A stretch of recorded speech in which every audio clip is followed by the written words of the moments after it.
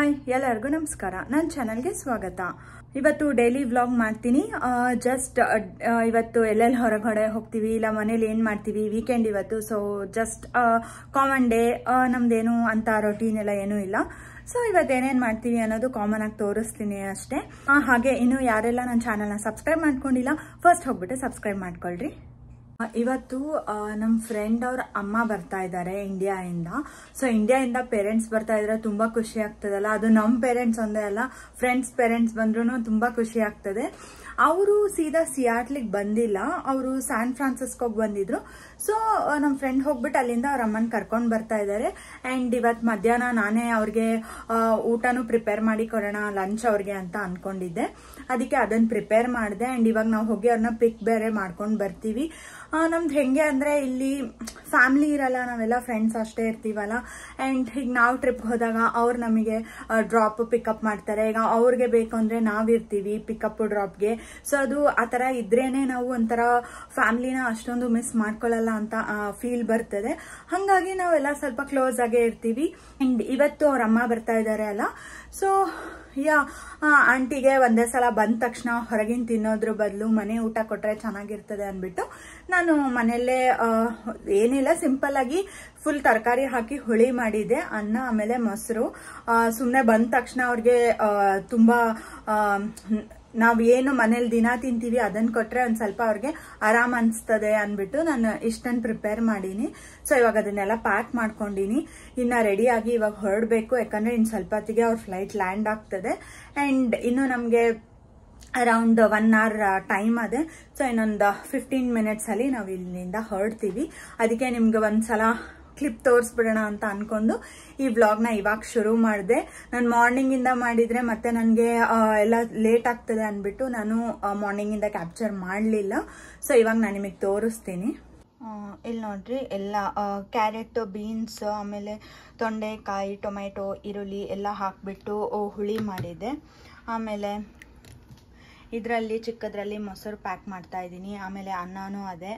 So ಇದಿಷ್ಟನ್ನು ಅವ್ರಿಗೆ ಕೊಡೋಣ ಅಂದ್ಬಿಟ್ಟು ರೆಡಿ ಮಾಡೀನಿ.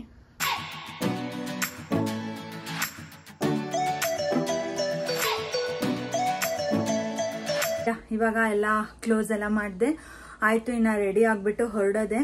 ಬಿಕಾಸ್ ತುಂಬಾ ಲೇಟ್ ಮಾಡಿದ್ರೆ ಆಮೇಲೆ ಅವ್ರು ಬಂದಲ್ಲಿ ಕಾಯ್ಬೇಕಾಗ್ತದೆ. ಅದಕ್ಕೆ ನಾವು ರೆಡಿ ಆಗ್ಬಿಟ್ಟು ಇನ್ನೇನು ಹೊರಡೋದು. ಅವ್ರನ್ನ ಪಿಕ್ ಮಾಡ್ಕೊಂಡು ಆಮೇಲೆ ಅವ್ರನ್ನ ಮನೆಗೆ ಡ್ರಾಪ್ ಮಾಡಿ ನಾವೆಲ್ಲನ ಹಂಗೆ ಶಾರ್ಟ್ ಆಗಿ ಒಂದೆಲ್ಲನ ಟ್ರಿಪ್ ಅಲ್ಲ ಶಾರ್ಟ್ ಆಗಿ ಎಲ್ಲನ ಹೊರಗೆ ಹೋಗ್ಬಿಟ್ಟು ಬರೋಣ. ಅಂಡ್ ಇವಾಗ ರೆಡಿ ಆಗಾಯ್ತು. ತುಂಬಾ ಸೆಕೆ ಅದೇ. ಸಿಯಾಟ್ಲಲ್ಲಿ ಇಷ್ಟೊಂದು ಸೆಕೆನ ನೋಡೋದಕ್ಕೂ ಕಷ್ಟ ಆಗ್ತದೆ. ಅಂಡ್ ನಾವು ಸೆಕೆ ಅನ್ನೋ ಸರಿಗೆ ಮತ್ತೆ ಚಳಿ ಶುರು ಆಗ್ತದೆ. ಸೊ ಜಾಸ್ತಿ ಅನ್ನೋದು ಬೇಡ ಸೆಕೆ ಅಂತ, ಬಟ್ ಸ್ಟಿಲ್ ಕಷ್ಟ ಅಂತೂ ಜಾಸ್ತಿ ಆಗ್ತದೆ. ಅಂಡ್ ಇವಾಗ ಮಧ್ಯಾಹ್ನ, ಇವಾಗ ನಾವು ಹೊರಡ್ತಾ ಇದೀವಿ. ಅವ್ರನ್ನ ಮನೆಗೆ ಡ್ರಾಪ್ ಮಾಡಿಬಿಟ್ಟು ನಾವು ಆಮೇಲೆ ನಾನು ಸಾಗರ್ ಎಲ್ಲನ ಸುಮ್ಮನೆ ಆಚೆ ಹಾಗೆ ಸುತ್ತಾಡ್ಕೊಂಡು ಬರೋಣ ಅಂತ. ಯಾಕಂದರೆ ಸ್ಯಾಟರ್ಡೆ ಅಲ್ಲ, ಸೊ ಸ್ಯಾಟರ್ಡೆ ಎಲ್ಲ ವೇಸ್ಟ್ ಮಾಡಬಾರ್ದು ಅಲ್ಲ, ಹಾಗೆ ಅದಕ್ಕೆ ಹಾಗೆ ಸ್ವಲ್ಪ ಹೊರಗೆ ಹೋಗಿ ಬರೋಣ. ಇವ್ರು ಬಂದ್ಬಿಟ್ಟು ನಿಂತ್ಕೊಂಡಾರಲ್ಲ, ಇವರು ಆ್ಯಕ್ಚುಲಿ ಅರೈವಲ್ಗೆ ಕಾಯ್ತಾ ಇರ್ತಾರೆ. ಅಂದರೆ ಫ್ಲೈಟ್ ಇನ್ನೂ ಬಂದಿರಲ್ಲ. ಇಲ್ಲಿ ಆ್ಯಕ್ಚುಲಿ ವೆಯ್ಟ್ ಮಾಡಬಾರ್ದು, ಪೊಲೀಸ್ ಯೂಶಲಿ ಬಂದರೆ ಕಳಿಸ್ತಾ ಇರ್ತಾರೆ ಅವರು. ಅಂದ್ರೂ ಇವ್ರು ನೋಡ್ರಿ ಯಾವ ಥರ ನಿಂತ್ಕೊಂಡಾರೆ.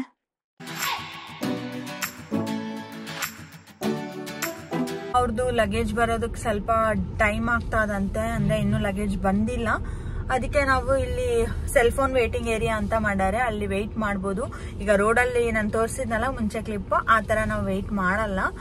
ಸೊ ಸುಮ್ಮನೆ ಪೊಲೀಸ್ ಏನಾದ್ರು ಬಂದ್ರೆ ಅವೆಲ್ಲ ಪ್ರಾಬ್ಲಮ್ ಬೇಡ ಅನ್ಬಿಟ್ಟು ನಾವು ಸೆಲ್ ಫೋನ್ ವೇಟಿಂಗ್ ಏರಿಯಾ ಅಲ್ಲೇ ಬಂದೀವಿ. ಸೊ ಅವ್ರು ಮತ್ತೆ ಕಾಲ್ ಮಾಡಿದಾಗ ನಾವು ಹೋಗ್ತೀವಿ. ಅಂಡ್ ಇಲ್ಲೇ ಎದುರಿಗೇನೆ ಇರೋದು ಏರ್ಪೋರ್ಟ್. ಸೊ ಏನು ನಮ್ಗೆ ತುಂಬಾ ದೂರ ಏನು ಬಂದಿಲ್ಲ ನಾವು.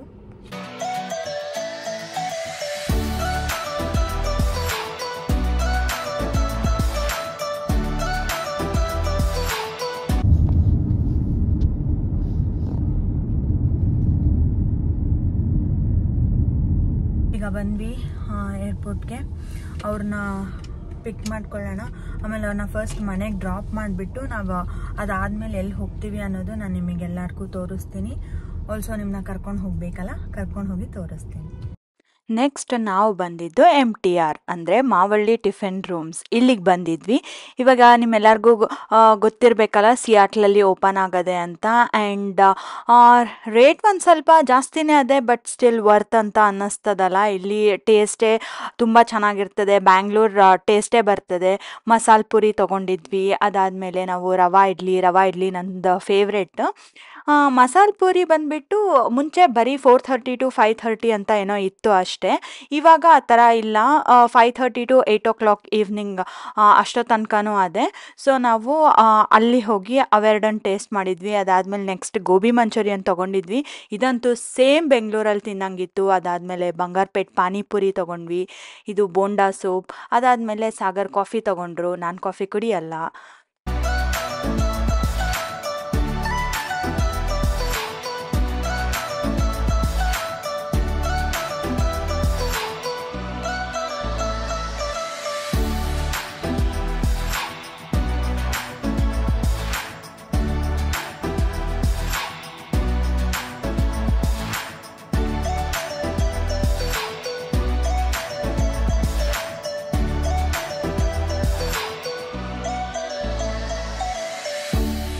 ಈಗ ನಾವು MTR ಮುಗಿಸ್ಕೊಂಡು ಬೆಲ್ವ್ಯೂ ಸ್ಕ್ವೇರಿಗೆ ಬಂದೀವಿ. ಅಂದರೆ ಇದೊಂದು ಮಾಲ್ ಬೆಲ್ವ್ಯೂ ಅಲ್ಲಿ.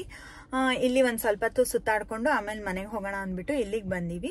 ಇಲ್ಲಿ ನಾನು ನಿಮಗೆ ತೋರಿಸ್ತೀನಿ. ನಾವು ಮೋಸ್ಟ್ಲಿ ಯಾವ ಅಂಗಡಿಗೆ ಹೋಗಲ್ಲ. ಇನ್ ಕೇಸ್ ಎಲ್ಲಾನ ಹೋಗೋದಿದೆ ನಾನು ನಿಮಗೆ ಅದನ್ನು ತೋರಿಸ್ತೀನಿ. ಇಲ್ಲಿ ಯೂಶಲಿ ಯಾವಾಗಲೂ ಪಾರ್ಕಿಂಗ್ ಫುಲ್ ಇರ್ತದೆ. ಇವತ್ತು ಸ್ವಲ್ಪ ಖಾಲಿ ಅದೇ.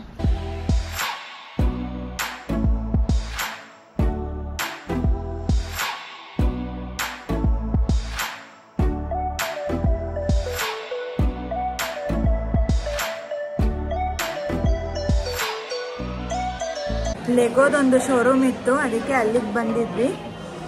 ಎಷ್ಟೊಂದು ಕಲೆಕ್ಷನ್ಸ್ ಇದೆ ಇವ್ರ ಹತ್ರ.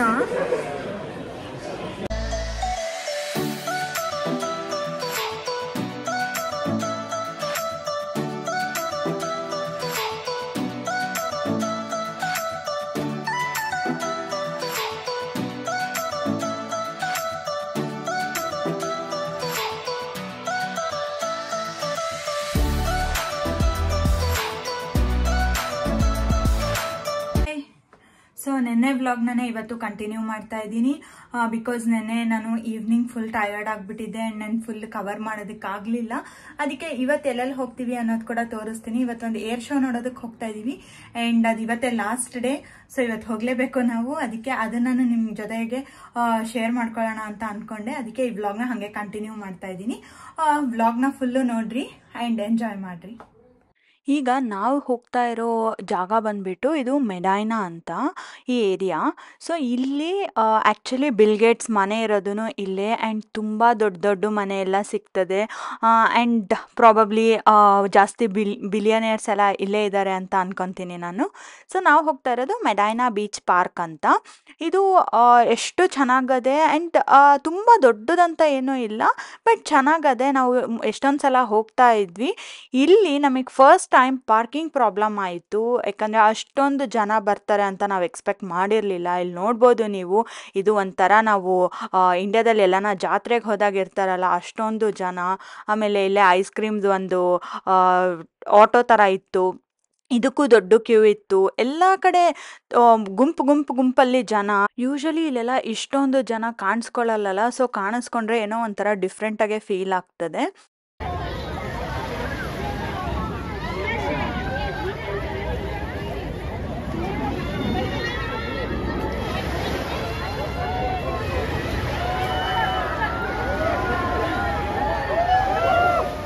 ಇವರು US ನೇವಿ ಪೈಲಟ್ಸ್.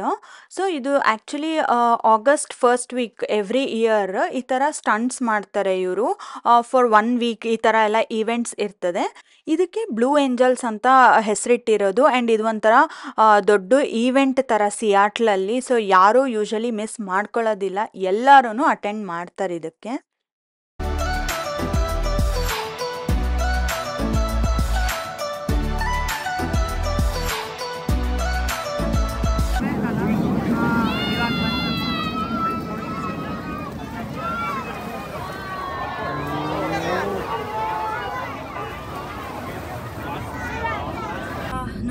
ಹೆಂಗಿತ್ತು ಅಂತ. ತುಂಬ ಬಿಸಿಲು ಇತ್ತು ಆ್ಯಂಡ್ ಅಷ್ಟು ಜನ. ನಾವು ಬೇರೆ ಕ್ಯಾಬ್ ತೊಗೊಂಡು ಹೋಗಿಲ್ಲ, ಸೊ ನಮಗೆ ಅಲ್ಲೇ ನಿಂತ್ಕೊಂಡು ಅಷ್ಟೊತ್ತು ರೆಕಾರ್ಡ್ ಮಾಡೋದು ಕಷ್ಟ ಆಗೋಯ್ತು. ಇವಾಗ ಬಂದ್ವಿ. ಇಲ್ಲಿ ಪಾರ್ಕಿಂಗಿಗೂ ಎಷ್ಟೊತ್ತು ನಾವು ವೆಯ್ಟ್ ಮಾಡಬೇಕಿತ್ತು, ಪಾರ್ಕಿಂಗು ಸಿಗ್ತಿರ್ಲಿಲ್ಲ. ಸೊ ಹಾಗೆ ಎಲ್ಲೋ ಒಂದು ಕಡೆ ಅಡ್ಜಸ್ಟ್ ಮಾಡ್ಕೊಂಡು ಹಾಕಿದ್ವಿ. ಬಟ್ ಯಾ ಟ್ರೂಲಿ ಅಂದರೆ ನಿಜವಾಗ್ಲೂ ಭಾಳ ಚೆನ್ನಾಗಿತ್ತು. ಆ್ಯಂಡ್ ನಮ್ದು ಫಸ್ಟ್ ಇಯರ್ ಈ ಥರ ನೋಡಿರೋದು ತುಂಬ ಚೆನ್ನಾಗಿತ್ತು experience. Every year August first ವೀಕೆಂಡಲ್ಲಿ ಇರ್ತದಂತೆ, ಸೊ ಮಿಸ್ ಮಾಡ್ಕೋಬೇಡ್ರಿ, ನಿಜವಾಗ್ಲೂ ವರ್ತ್. ಬಟ್ ಎಲ್ಲ ಕ್ಯಾಪ್, ನೀರು ಎಲ್ಲನೂ ತೊಗೊಂಡು ಬರ್ರಿ ಆದಷ್ಟು. ಅಂಬ್ರೆಲಾ ಬೇಕಂದ್ರೆ ಅಂಬ್ರೆಲಾ. ಅಂದರೆ ಈ ಟೈಮಲ್ಲಿ ಜಾಸ್ತಿ ಬಿಸಿಲಿರ್ತದಲ್ಲ, ಸೊ ಕಷ್ಟ ಆಗ್ತದೆ ಅಲ್ಲಿ ನಿಂತ್ಕೊಂಡು ನೋಡೋದು. ಆ್ಯಂಡ್ ಗಾಗಲ್ಸ್ ಇರಲೇಬೇಕು, ಇಲ್ಲ ಅಂದರೆ ನೋಡೋದಕ್ಕೆ ಸಾಧ್ಯನೇ ಇಲ್ಲ. ವೆದರ್ ನೋಡಿಕೊಂಡು ಅಡ್ಜಸ್ಟ್ ಮಾಡ್ಕೊಂಡು ಬರ್ರಿ, ಬಟ್ ನಿಜವಾಗ್ಲೂ ವರ್ತ್ ಇಟ್ ಇದು. ಇವಾಗ ಬೋಬಾ ತಗೊಳ್ಳೋದಕ್ಕೆ ಬಂದೀವಿ. ಸೊ ಇವಾಗ ಬೋಬಾ ತಗೊಂಡು ಆಮೇಲೆ ಮನೆಗೆ ಹೋಗೋಣ.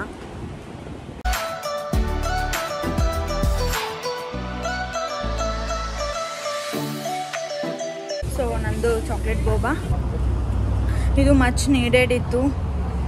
ಬಿಕಾಸ್ ತಡ್ಕೊಳ್ಳೋದಕ್ಕೆ ಆಗ್ತಿಲ್ಲ, ಅಷ್ಟೊಂದು ಸೆಕೆ. ಇಷ್ಟೊಂದು ಸೆಕೆನ ಸಿಯಾಟ್ಲಲ್ಲಿ ನೋಡ್ಬೇಕಂದ್ರೆ ಕಷ್ಟ ಆಗ್ತದೆ.